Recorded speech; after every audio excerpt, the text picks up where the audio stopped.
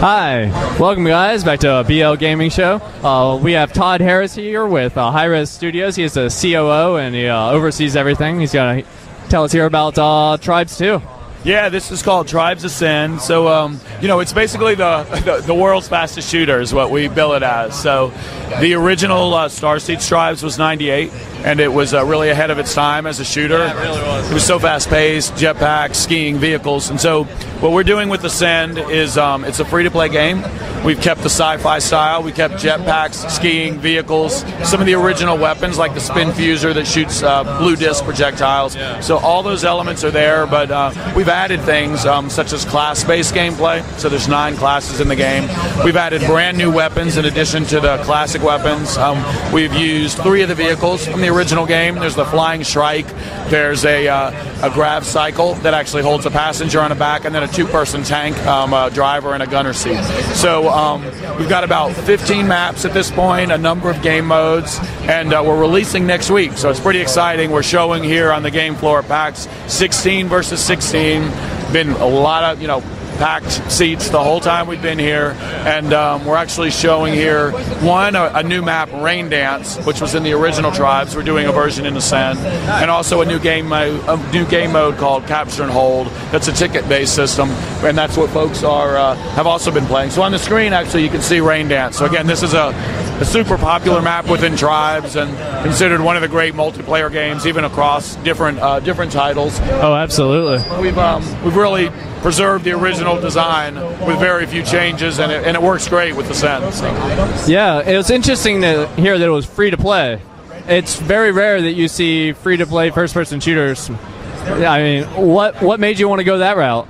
Yeah, I mean, we're big fans of the free-to-play model. We did that with our first title, Global Agenda. It was originally released buy-to-play, and then we took it free-to-play. And we just saw that it exposes the game to the most amount of people, and really the game has to sell itself.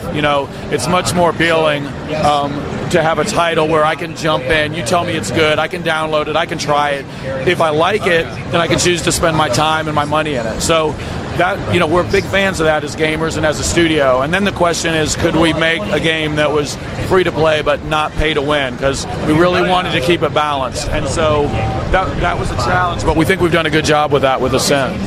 Yeah, especially with a first-person shooter. Would it be something like a pay-to-skin or something like that? Or yeah, so you can get skins for your character, and that's a way to pay real money only, and that lets us as a development studio keep the game going. And then also anything that affects the gameplay. So if you want a new weapon or you want to upgrade your weapon, that's all experience points based. So you can get it as a free player without paying a dime. But if you want to accelerate that, if you're impatient, we come up with a new weapon and you want it now, well, that's something that you can buy directly. So that helps keep it fair because it's really like a time or money trade-off for the player. And then the final thing that helps with Tribes is, if you're watching it, it's a very player skill-based game. Oh, yeah. Free player who knows how to ski and disc jump and lead their opponents. With the free classes, like he's playing the Pathfinder right now with the spin fuser, a free player with just a couple weapons is going to be able to wipe the floor with someone, even if they had everything else and they didn't know how to play. So at the end of the day, it's player skill, and that helps keep things balanced. Yeah, that is one of the nice things about first-person shooters. You can still kill someone with a pistol. Yeah, it's a gun, right? So it's more about play styles, variation, being able to maybe fulfill more niche roles on your team, and that's where we see people branching out and trying new weapons. What are the classes that you have in right now? So we have 9 classes that we've started with. The original Tribes had the concept of armor types. So you had light, medium, and heavy, right? Light took the least amount of damage, but was the most mobile and the quickest, and heavy was the opposite. So for each of those armor types, we've developed 3 classes.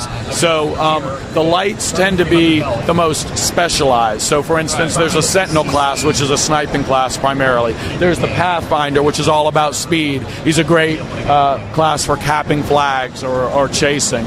And then another light would be the Infiltrator, which again is a very specialized class using stealth, going behind enemy lines and taking out their generator. So then on the other extreme you have the Heavies, which are less mobile but soak up a bunch of damage. They can be used for artillery and to protect the base. There's a lot of times a role where you just have a Heavy right there on the flag, putting up force fields and blocking the flag with their body. And then in between screen you have the medium classes, and they tend to be more versatile, such as the soldier, that's a jack of all trades, or a technician, which is an example of a deployable-based class. Maybe you're not so good with skiing at the beginning. You want to stay at home, protect your flag, protect your generator, set up some turrets, and play that role. And so that's a nice way for people to come into the game, even if they're not a pro with movement yet. I mean, they look great. I see on the big screen you have the developers on the big screens. Yeah, and they show it off quite nicely. And when they die, it's also nice. It makes you feel good. Yeah, you watch him kill a bunch, and then he gets annihilated by something, and it really makes you feel good.